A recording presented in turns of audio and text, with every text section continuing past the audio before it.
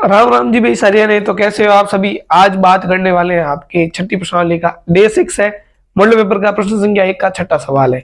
छठी प्रश्नावली में से कैसे कैसे नंबर वाले सवाल आने वाले, एक एक नंबर वाले। मुझे पता है कि आपको छठी प्रश्नावली बहुत ही सरल लगती है, तो इसको और भी ज्यादा सरल बनाना है, तो ध्यान रखना है, और ज्यादा भारी नहीं बनाना है। मुझे पता है एक प्रश्नावली भारी है, तो इसको सरल बनाएंगे। भारी नहीं बनाएंगे तो आराम से देखना, सवालों का लेवल थोड़ा बड़ा है, लेकिन ध्यान से देखोगे तो समझ में आ जाएगा सबका सब। चलो मॉडल पेपर का सवाल ले रहे हैं, उसके बाद 4-5 सवाल मेरे सवाल होंगे जो परीक्षा में छपने वाले सवाल है सीधे सीधे। तो ध्यान रखना है, वीडियो को अंत तक देखना है। चलो देखो भी, निम्न में से कौन सी समरूपता की कसौटी नहीं है। पहली चीज बात करते हैं समरूपता होती क्या है।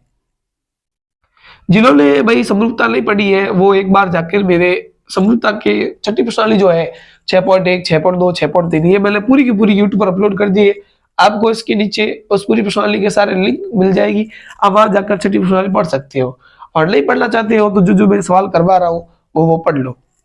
चलो अब से देख तो सवाल जरूर आ जाएंगे, लेकिन 2 नंबर वाले सवाल का मैं कुछ नहीं कह सकता, लेकिन अब से देख सवाल यही से आने वाले हैं। चलो देखो ध्यान से, कॉलिन में से कौन सी समरूपता की कसौटी नहीं है। चलो पहली चीज तो समरूपता होती क्या है। समरूपता जिनका रूप एक जैसा होता है। जिनका रूप क्या होता है, एक जैसा। जैसे मान लो व्रत है, ये जैसा छोटा व्रत है, ये थोड़ा बड़ा व्रत है, तो इनका रूप क्या है, एक जैसा है। ठीक है, तो ये समरूप आकृति है। जैसे वर्ग है, तो वर्ग भी कैसे है, जैसे छोटे बड़े बड़े, तो इनका रूप एक जैसा है। सभी व्रत हो गए, सभी वर्ग हो गए, सभी समबाहु त्रिभुज हो गए। सभी कैसे त्रिभुज हो गए, समबाहु, यानी तीनों भुजा जिसकी समान होती है, ये आपके समरूप हो गए। चलो सभी आयत समरूप नहीं होते हैं, सभी समद्विबाहु त्रिभुज भी समरूप नहीं होते हैं। तो ध्यान रखना, समरूपता कब होती है, जिल की आकृति क्या होती है, एक समान। जैसे ये सभी व्रत है, सभी वर्ग है, सभी समबाहु त्रिभुज है, ये समरूप हो गए। और भुजाओं की समान संख्या वाले, भुजाओं की समान संख्या वाले दो बहुभुज कब समरूप होते हैं, जब उनकी भुजाओं का अनुपात बराबर हो। संगत भुजाएं समानुपाती हो। संगत भुजाएं क्या होनी चाहिए, समानुपाती होनी चाहिए। और कोण संगत कोण होने चाहिए बराबर। अब इसके नियम की बात करें तो आपके प्रमेय है या समरूपता की कसौटी, एक तो कौन कौन कौन है। किसी त्रिभुज कोई ये त्रिभुज है, मान लो एबीसी, ये त्रिभुज एबीसी आपका, ये त्रिभुज पी क्यू आर है। तो अगर इस त्रिभुज के तीनों कोण इस त्रिभुज के तीनों कोणों के संगत कोणों के बराबर है, तो दोनों त्रिभुज आपके समरूप होते हैं। तो नियम लगता है कौन कौन कौन, ये तो है भुजा कौन भुजा। जैसे ये वाला त्रिभुज है और ये वाला त्रिभुज है, इन दोनों भुजाओं का अनुपात इन दोनों भुजाओं का अनुपात इन दोनों भुजाओं के अनुपात के बराबर है, और बीच वाला जो कोण है वो बराबर है, तो आपका नियम लगता है भुजा कोण भुजा नियम। दोनों त्रिभुज क्या होते हैं, समरूप। तीसरा है भुजा भुजा भुजा। इन दोनों भुजाओं का अनुपात इन दोनों भुजाओं का अनुपात और इन दोनों भुजाओं का अनुपात अगर समान हो, तो आपका नियम लगता है भुजा भुजा भुजा, यानी ऑप्शन स, अ और ब, ये तीनों आपके समरूपता की कसौटियां हैं। और जो अगला है कोण भुजा भुजा, यानी ये कोण हो गया, बाकी वाली ये दोनों भुजाओं का अनुपात समान है, तो ये समरूप नहीं होंगे। तो आपका ऑप्शन कौन सा है, ये समरूपता की कसौटी नहीं है, तो आपका ऑप्शन राइट हो जाएगा द। चलो ये 3 प्रमेय समझा दिए मैंने, आगे प्रमेय जो आएगा उनको इसी प्रकार से समझाएंगे। चलो बढ़ते हैं अगले सवाल की ओर। जल्दी से लाइक कर दो। चलो इस सवाल को करने की कोशिश करो, फिर करवाते हैं। चलो एक बार वीडियो को पॉज करो, करने की कोशिश करो। चलो आपने सवाल ट्राई किया होगा, अब करते हैं इस सवालों को हल। देखो इसमें कहा एक त्रिभुज एबीसी जो है पी क्यू आर के समरूप है, तो कौन सी भुजाओं का अनुपात सही होगा। चलो देखो अब ध्यान दो, अगर कोई भी 2 त्रिभुज आपको समरूप दे रखे हैं तो ध्यान रखना 2 समरूप त्रिभुजों की जो संगत भुजाएं होगी वो समानुपाती होगी। जैसे क्या है, AB और PQ का अनुपात BC और QR के बराबर होगा। इसी प्रकार इन दोनों भुजाओं का अनुपात AC और PR के क्या होगा, अनुपात के बराबर है। यानी मैं यहाँ लिखूं इसके आगे वाली दोनों भुजाएं कौन सी है, AB, इसके आगे दोनों वाली भुजाएं क्या है, PQ, बराबर है आपका ये BC बट्टा QR, BC बट्टा QR बराबर होगा आपका AC बट्टा PR, AC बट्टा PR। अब देखते हैं इन तीनों में से कौन सा ऑप्शन आपको मिलता है। चलो AB बटा PQ है बराबर AC बटा QR, AC बटा या PR है। चलो ये ऑप्शन कट हो गया। यहाँ आते हैं AC बटा PQ, चलो ये भी ऑप्शन कट हो गया आपका, क्योंकि AC बटा R आपका PR।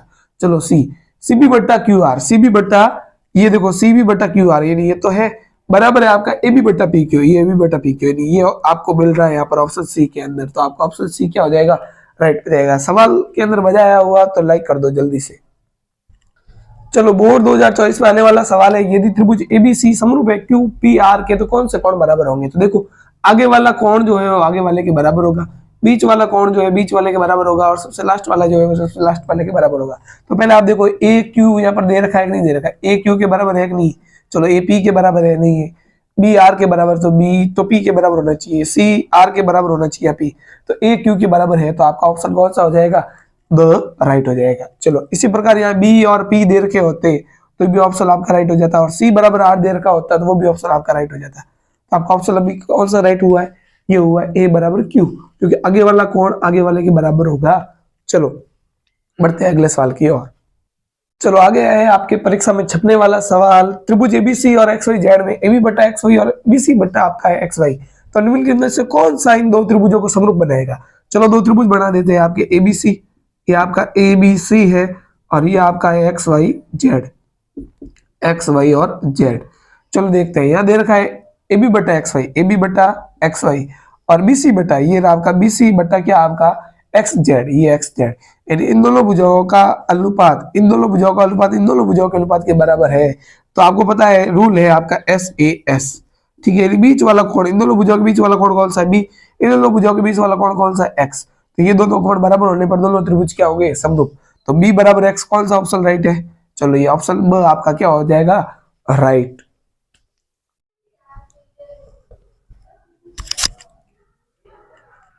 चलो सवाल आ गया आपके पास में, दी गई आकृति में डी समांतर सीबी है, डी ई जो है सीबी की क्या है, समांतर। यदि ए आपके पास में 3 सेंटीमीटर है, ए बी ये पूरी ए से बी कितनी है 7 सेंटीमीटर, और डीसी आपका 3 सेंटीमीटर, तो एडी का मान, ये एडी का मान याद करना है आपको। अब देखो मुझे बताओ, ए से बी पूरी कितनी दे रखी है 7 सेंटीमीटर, और ए से ई दे रखी है 3 सेंटीमीटर, ये पूरी 7 है, ये 3 है, तो पीछे कितनी बचेगी आपकी 4 सेंटीमीटर बचेगी।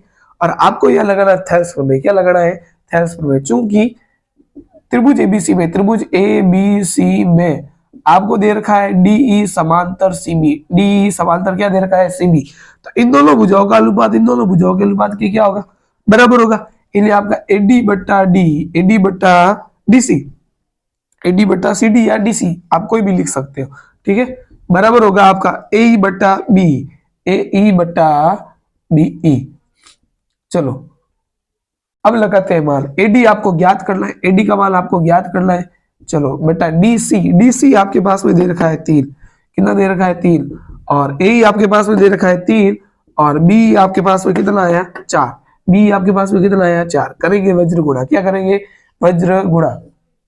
चलो एडी को 4 से गुणा किया तो 4 एडी, और 3 को 3 से गुणा किया तो 9, इंटू की संख्या आपकी जाएगी बट्टे में, तो एडी बराबर आ जाएगा 9 बट्टा 4, और 4 का भाग दोगे 9 में तो 9 4 दूनी 8, पीछे बचा 1, 4 का भाग नहीं जा रहा, यहाँ लगेगा पॉइंट आया 0, 4 का भाग 10 में 2 बार, 4 दूनी 8, पीछे बच के 2 पॉइंट लगा हुआ आ जाएगा 0, और 4 का भाग 20 में गया 5 बार, पीछे बचा 0, इसलिए आपका आंसर आया 2.25 सेंटीमीटर, जो ऑप्शन आपका बी होने वाला है राइट। तो इस प्रकार के सवाल बनते हैं छठी प्रश्नावली में, 1-1 नंबर वाले।